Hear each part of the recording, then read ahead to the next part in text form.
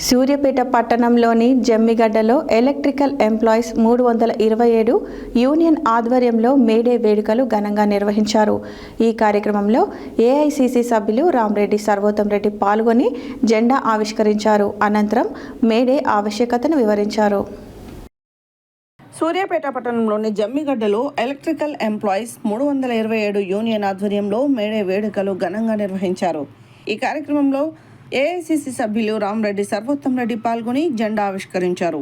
ఈ కార్యక్రమంలో డీసీసీ అధ్యక్షుడు గుడిపాటి నర్సయ్య, పట్టణ కాంగ్రెస్ పార్టీ అధ్యక్షులు అంజద్ అలీ, రాష్ట్ర ఐఎన్టీయూసీ కార్యదర్శి బంటు చొక్కయ్య గౌడ్తో పాటు పలువురు కౌన్సిలర్లు, నాయకులు, ఎలక్ట్రిక్ ఎంప్లాయీస్ యూనియన్ నాయకులు పాల్గొన్నారు.